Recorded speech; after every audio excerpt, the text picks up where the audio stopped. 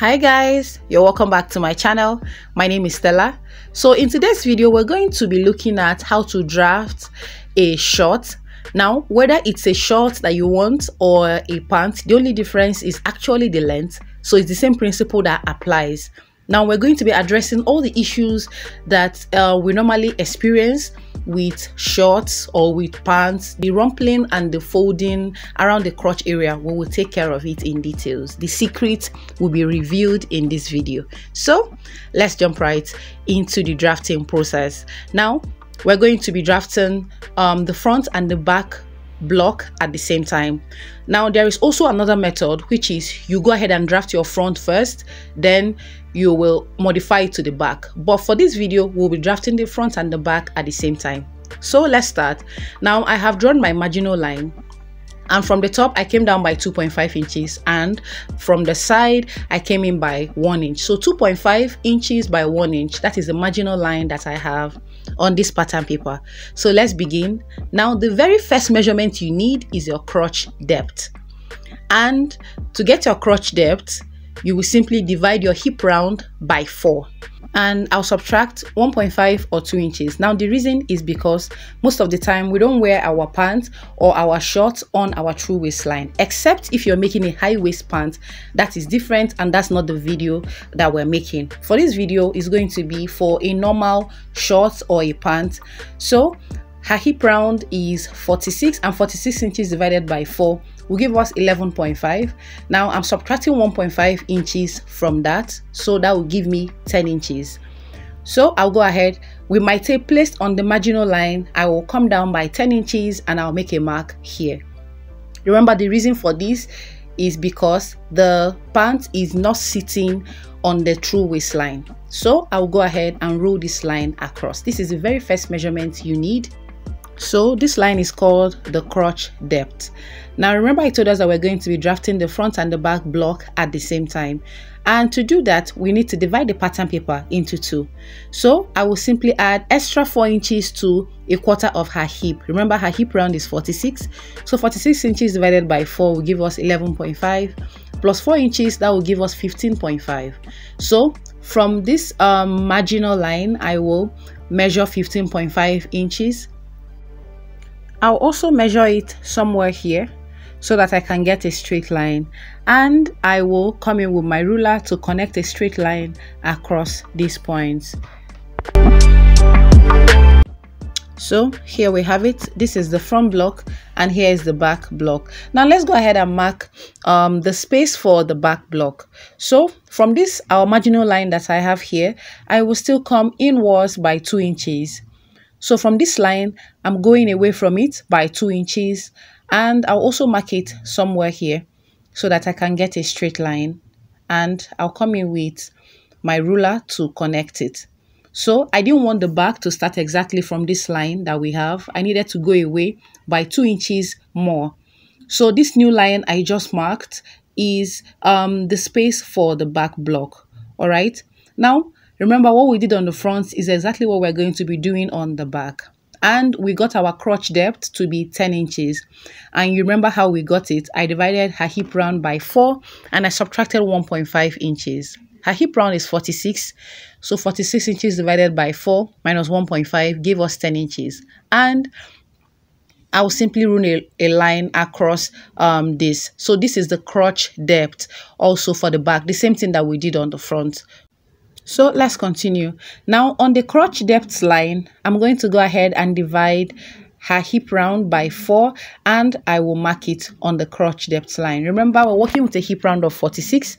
So 46 inches divided by 4 will give me 11.5, and I will add 0.25 inch ease to this. So in total, I have 11.75 inches. So I'll go ahead and mark it on the crotch depth line. I will also mark it on this starting point, which automatically is our waistline.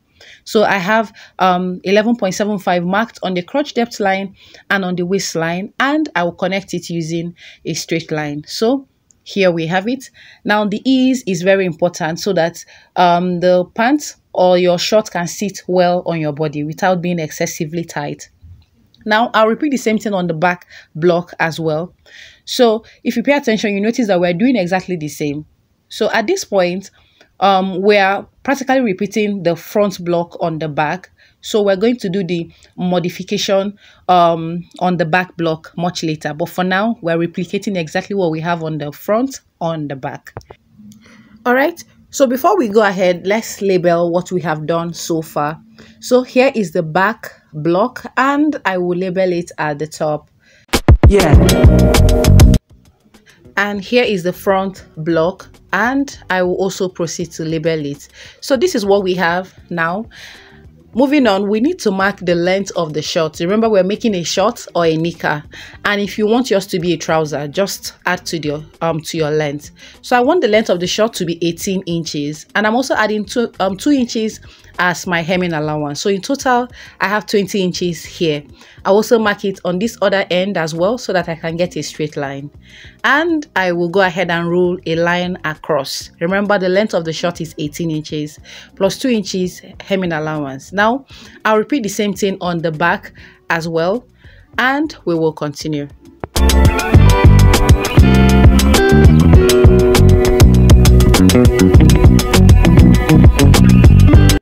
And here we have it. We have marked the length of the short on both the front and the back block. Now the next thing we need to mark is the hip line. So I usually go up from the crotch depth line by 2.5 inches or 2 inches, and I will make a mark there. Now you can either go up by 2.5 or 2 inches, but it's best you measure the hip length on the body of your client.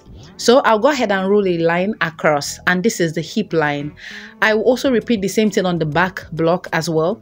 So from the crotch depth line, I will go up by 2.5 inches and I will dot it. Now I will proceed to connect this line, and this is the hip line.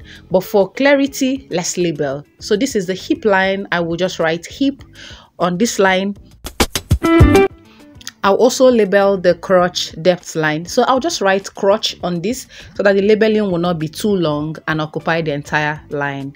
Now I will repeat the same thing on the front block. So I will label the hip line and the crotch depth line. So this is what we have here, and I have labeled the entire lines clearly. Remember, from the starting point, which is our waist length, to the crotch depth line, you know how we got everything at this stage. So let's move on. Now we need to mark the crotch extension, and we have the front crotch extension and the back crotch extension. So to get your front crotch extension, you're going to divide your hip round by 20, and we're working with a hip round of 46. Remember, we added 0.25 e's to this. So 0.25 multiplied by 4 will give us 1 inch. So in total, we are working with a hip round of 47. So 47 inches divided by 20 will give us 2.35. And I'll go ahead and mark it there. Now, I will come in with my French curve, and we will connect from the hip length to the 2.3 that we just marked. Now, there is a guide to connect this curve. So the first step is for you to divide your front crotch extension by 4. So if you divide 2.35 by 4, it will give you about 0.5. Now you can go ahead and mark it at this intercept, or you will simply come out from this intercept point by 0.75, and I always like to do the second option. So from the intercept, I just marked 0.75. Now the essence of this is that it's going to eliminate that bulging that usually appears around your crotch. So whether you're making a palazzo, a fitted pant, or a fitted short, whatever you're making, so far it's a pant, this method is going to give you that flat look that you've always wished for. Okay, so I'll go ahead and connect it. Another thing is that you need to pay attention to the placement of my curve. Now, the essence of this is so that I will not exceed the 0.75 mark that I have there. Anything outside this, that pant or the short, is definitely going to bulge. So here we have it. I have connected the front crotch extension. I will proceed to highlight the curve so that we can see it better. Remember, this is the major reason why your pant is not looking the way it should. So you need to pay attention to this. It's super important. And here we have it. Now I'll repeat the same thing on the back block. So we are simply drafting 2 front blocks for now. Now another method is for you to go ahead and draft only the front. Now, the moment you're done, you come in with another pattern paper, place it underneath and trace it out. Then you go ahead and modify it to the back block. That is another option. But for this, we're going to be drafting the two at the same time. So let's proceed. The next thing we need to do is to get the middle of this line. So I'll go ahead and place my tape on the front crotch extension and touching the marginal line that we have. So total of what I have there is 14.1 inch, and I'll fold my tape into two. And I will make a mark at the center. Now I'll repeat the same thing at the full length of the short. So my tape still folded into two, I'll make a mark there. And I'll come in with my ruler to draw a straight line across. Now the essence of this is to centralize your short or your pant. If you don't do this, when you're done making the short, it's going to be tilting towards one side, and that is not what we want. So I have this middle line drawn. Now all our measurements, we're going to be centralizing it along this line. The next thing we need to mark is the round hem of the short, or simply the circumference around where the short is stopping, and I want it to be 24 inches. So 24 divided by 4 will give us 6 inches. And I'll proceed to mark 6 inches on both sides. So I marked it on both sides. So in total, I have 12 inches marked there. And I will proceed to connect it. So we're connecting from the 6 inches that we have on the hemline to the crotch depth. And you can do this using a straight line this way, but I like to connect it using a slight curve. So I'll go ahead and place my French curve this way, and I will connect it. Now it's advisable you connect first with a pencil so that you can clean before you use your marker pen to highlight the line. So this is it, and we need to connect the inseam line.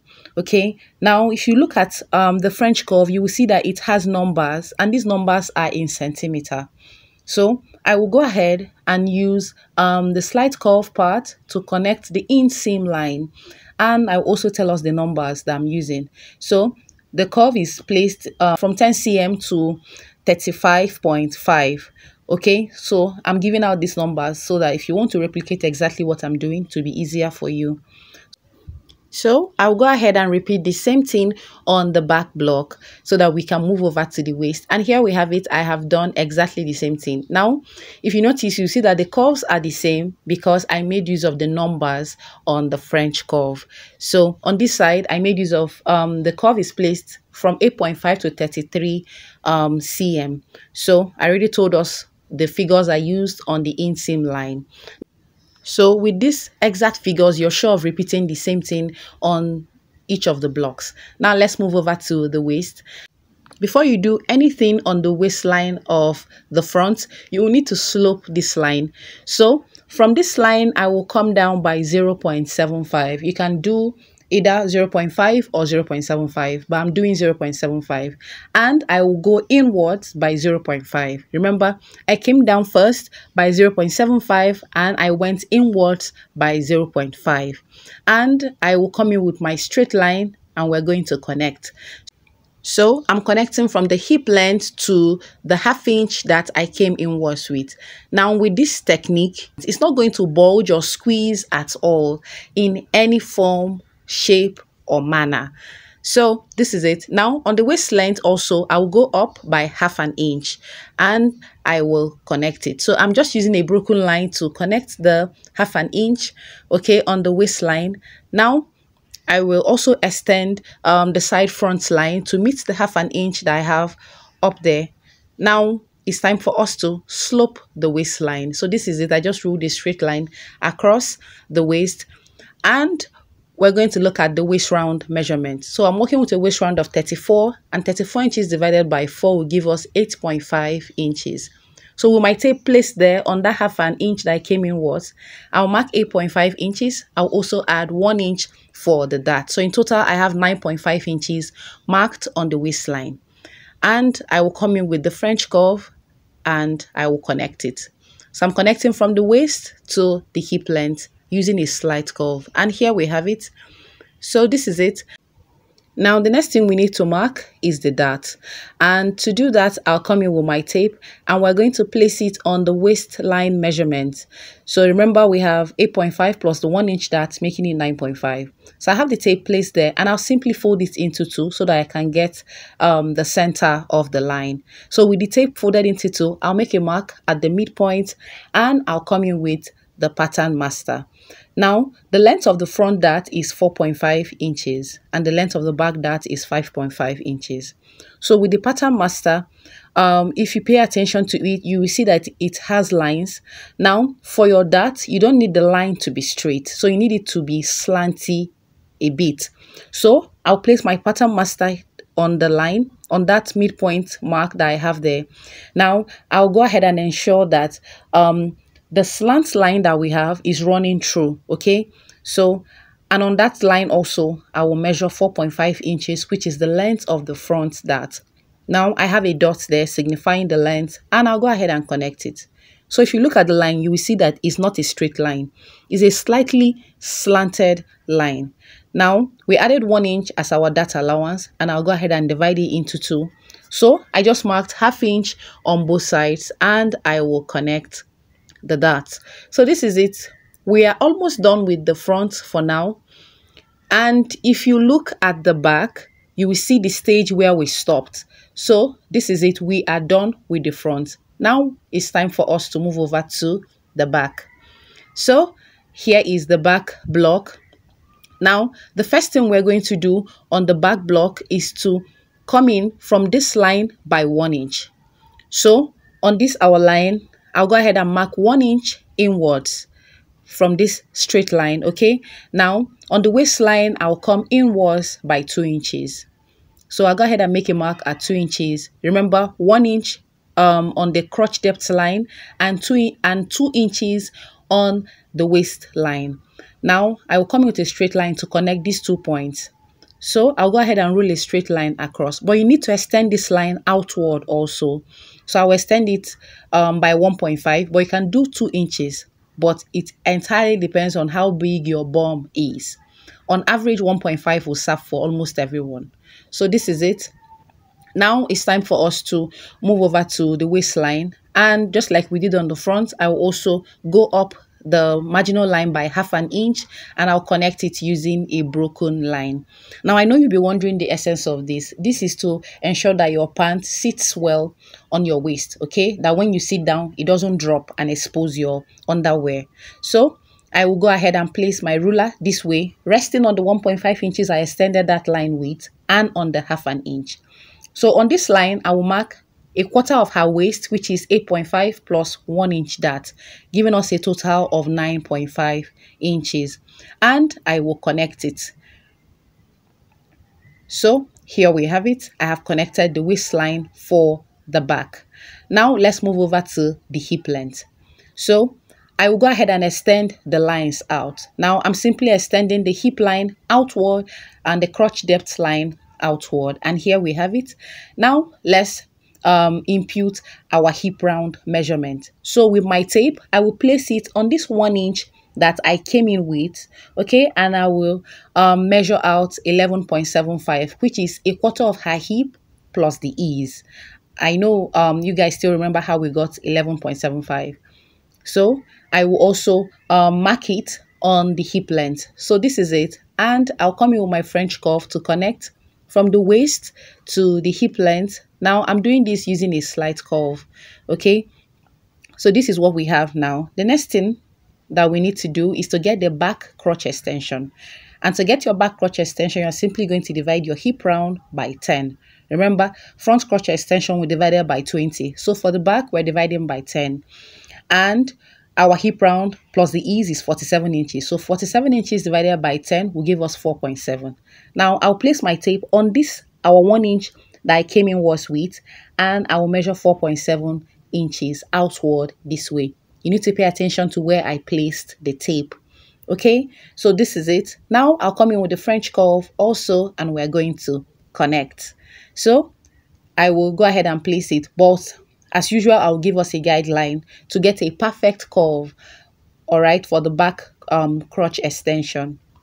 Now the guide is that from the intercept also, you need to come out by 1.5 or 1.75, okay? But I will make use of 1.5 inches. So with my tape placed at that intercept, I will mark 1.5 inches outward. Then I will place the French curve, ensuring that it doesn't exceed the 1.5 inches mark that I have there. And this is it. I just connected the back crotch extension. So we are almost done. Now I'll go ahead and add ½ inch allowance all round. So I'm adding ½ inch on the hemline and I will connect it. Now I know you're wondering, why are we adding the ½ inch? Is it the sewing allowance? It's not. If you look at your pants or your shorts, you will notice that the back is tilting towards the front. So that's the standard way that a short or a pant is meant to be. So I'll go ahead and connect the ½ inch mark to the crotch depth line, and this is it. I'll go ahead and use my French curve to connect the hip side, and it's advisable you do this with your pencil first, then okay it before you go ahead and use your permanent marker to highlight it. So here we have it. I'm done with that side. Now let's move over to the inseam line. So you remember that we have our ½ inch mark on the hemline. So I'll go ahead and use my French curve also to connect this way. So this is it. We are almost done with the back. Now let's move over to the waistline so that we can mark the back dart. So we'll first get the midpoint of this line, and I'll place my tape there, then fold it into two, and I will make a mark at the center of the waistline. Now the length of the back dart is 5.5 inches. So I'll come in with my pattern master as well. Remember, your dart line is not supposed to be a straight line.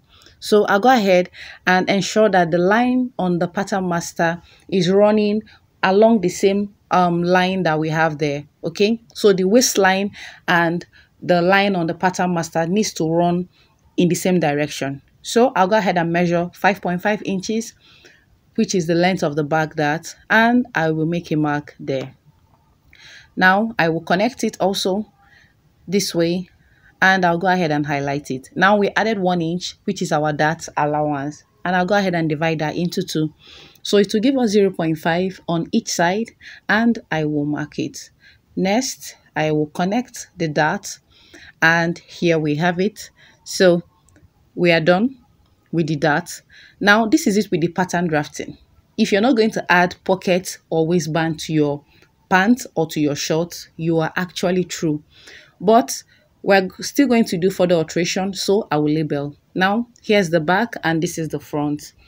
So this is it for the pattern drafting. Now let's look at the waistband, because I want the shorts to have a waistband.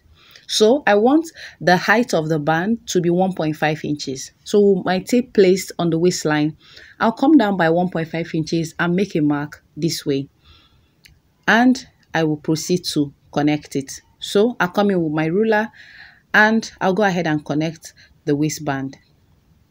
Now you can actually hold on till you close your dart before you connect your waistband. That is one method. Another method is for you to just go ahead and connect it now.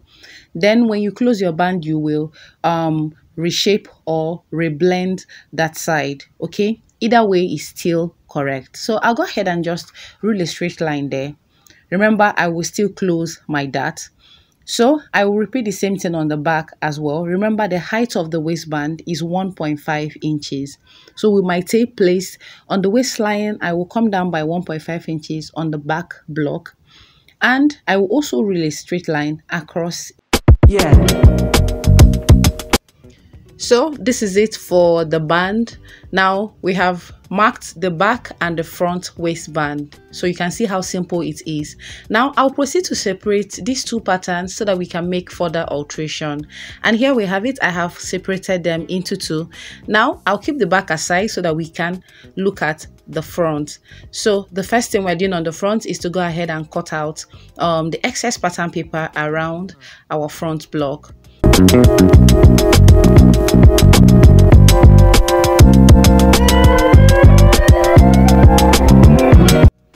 And here we have it for the front. So the next thing we need to do is to close the dart. Now to close your dart, you need to lift one of the dart legs up and you will rest it on the third dart leg. So I'll go ahead and lift it up this way and I'll place it on the third dart leg, and here we have it. Now I'll come in with my paper tape and I'll go ahead and tape it down, but I'm taping down only the dart around the waistband. So here we have it. Now I'll go ahead and reblend the waistband. So I will just connect the lines there, and I'll do the same thing at the lower part as well. And here we have it, the waistband is ready. I'll go ahead and cut off the excess pattern paper at the top part, and this is it.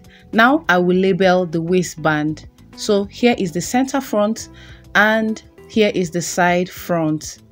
I will also use arrows to indicate the joining line. Now this labeling is key because you don't want to switch your waistband. Okay, you need it to still align properly when it's time for you to transfer it to the fabric. So this is it. I will also write it the front waistband so that I will not mix it up with the back. So here we have it. I'll go ahead and cut out and we will proceed.